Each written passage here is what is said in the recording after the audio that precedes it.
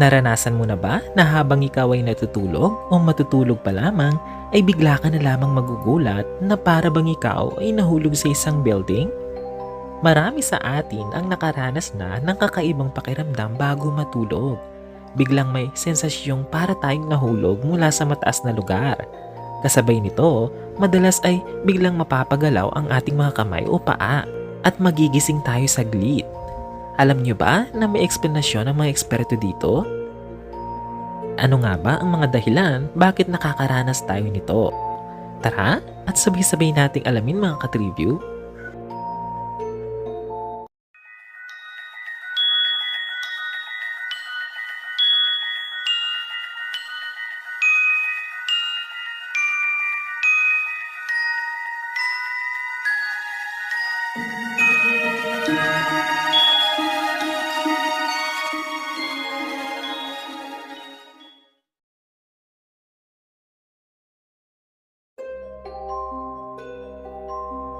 Ang phenomenon na ito ay tinatawag na hypnic jerk at sa siyensya naman ay sleep start. Ang hypnic jerk ay isang biglaang hindi sinasadyang muscle spasm na nangyayari habang ang ating katawan ay lumilipat mula sa pagiging gising papunta sa pagtulog, partikular sa stage 1 ng non-REM sleep. Ito ang pinakamaagang yugto ng pagtulog kung saan dahan-dahang bumabagal ang ating brain activity at unti-unting nagre-relax ang mga kalamnan. Sa yugtong ito, nagbabago ang brain waves mula sa beta waves na aktibo kapag gising patungo sa alpha at theta wave na senyales ng relaxation at papasok na pagtulog. Kasabay nito, bumabagal ang tibok ng puso, humihina ang muscle tone at bumababa ang body temperature. Dahil sa biglaang pagbabagong ito sa nervous system, minsan ay nagkakaroon ng miscommunication sa pagitan ng utak at ng spinal cord na nagre-resulta sa sudden muscle contraction. Ayon sa sleep research, tinatayang 60% hanggang 70% ng mga tao ay nakakaranas ng hypnic jerk, kaya itinuturing itong normal na bahagi ng human sleep transition.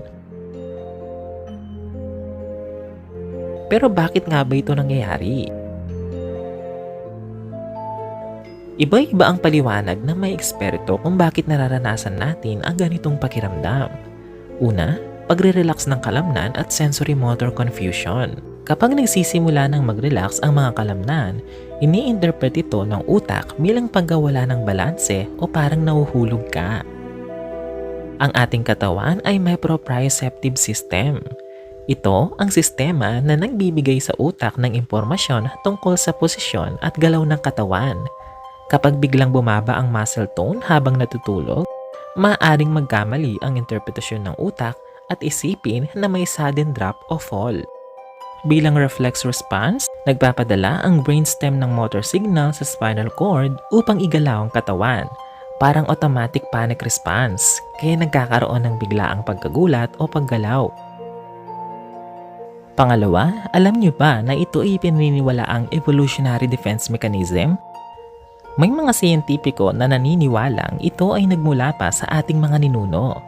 Ayon sa ilang evolutionary psychologists, noong ang mga sinaunang tao at primates ay natutulog pa sa mga puno o mataas na lugar, mahalaga ang pagkakaroon ng mabilis na reflexes para maiwasan ang pagkakahulog. Ang reflex na ito ay maaaring konektado sa startle reflex, isang survival response na kontrolado ng amygdala at brainstem.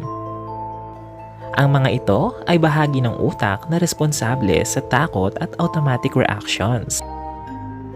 Kahit hindi na tayo natutulog sa puno ngayon, dala-dala pa rin ng ating nervous system ang ganitong sinaunang mekanismo na naipasa sa ating DNA. Pangatlo, brain misfire at neural transition. Habang bumabagal ang brain activity, minsan ay may short bursts of neural firing na nangyayari sa motor cortex at reticular formation ng brainstem. Ito ang bahagi ng utak na kumokontrol sa arousal at consciousness. Kapag hindi sabay ang pag-shutdown ng motor system at sensory system, nagkakaroon ng tinatawag na neural desynchronization. Ang maling signal na ito ang nagdudulot ng biglang paggalaw ng kalamnan. Sa madaling salita, parang nagkakaroon ng signal error habang lumilipat ang utak mula sa wake mode papunta sa sleep mode. Hindi lahat ng tao ay madalas nakakaranas nito, pero may ilang kondisyon na nagpapataas ng posibilidad at may scientific explanation dito. Maaring ito ay dahil sa pagod o kakulangan sa tulog. Kapag sleep-deprived ang isang tao, nagiging mas hyperactive ang nervous system at tumataas ang level ng cortisol o ang stress hormone. Dahil dito, mas nagiging unstable ang transition papunta sa tulog kaya mas malakas ang chance ng hypnic jerk. Maaari ding stress o anxiety. Ang sobrang pag-iisip ay nagdudulot ng heightened brain activity, lalo na sa prefrontal cortex at amygdala. Kahit patulog ka na, nananatiling alert ang utak, kaya nagkakaroon ng sudden neural firing na nagiging sanhi ng muscle twitch. Kasama din dito ang sobrang kape, alak o stimulant. Ang caffeine at nicotine ay nag-i-stimulate ng central nervous system at hinaharangan ang adenosine, ang chemical na responsable sa pakiramdam ng antok. Dahil dito, nahihirapan ang utak at katawan na mag-relax ng sabay, na nagdudulot ng irregular muscle response. Panghuli, ang pag-exercise bago matulog. Kapag aktibo pa ang kalamnan at mataas ang adrenaline levels, nananatiling alert ang motor neurons. Kaya kapag bigla ang nag-shift sa relaxation mode ang katawan, mas malaki ang posibilidad ng sudden twitch o spasm.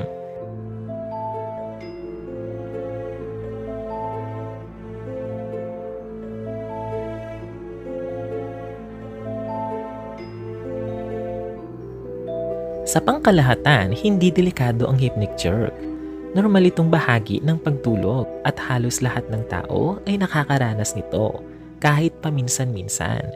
Sa medical science, itinuturing itong isang benign sleep-related movement at hindi ito neurological disease.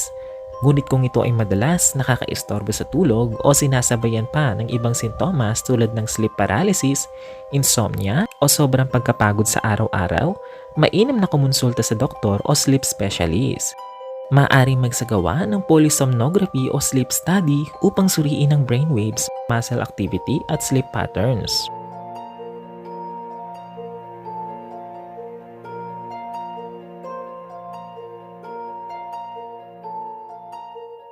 Kung madalas kang nakakaranas ng pakiramdam na parang nahuhulog, narito ang ilang simpleng hakbang na suportado ng sleep science.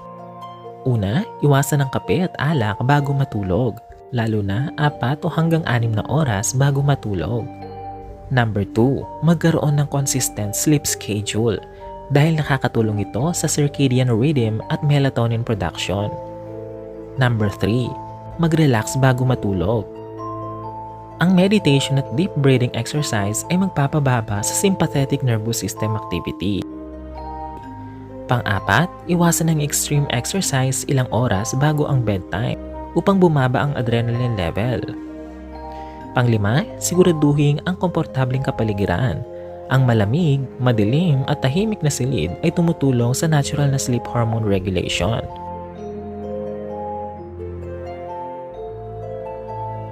Ang sleep start o sleep jerk ay isang natural na bahagi ng proseso ng ating katawan. Hindi ito sakit o delikado, kundi isang normal na reflex ng utak habang lumilipat mula sa pagiging gising papunta sa pagtulog. Maaaring matrigger lamang ito ng pagod, stress o stimulants. Ngunit sa tamang lifestyle at sleep hygiene, maaari itong mabawasan. Kayo mga katribyo, nararanasan niyo ba ang hypnic jerk habang natutulog? At kung oo, nais naming marinig ang inyong saloobin sa comment section below. Hanggang sa muli mga katribyo,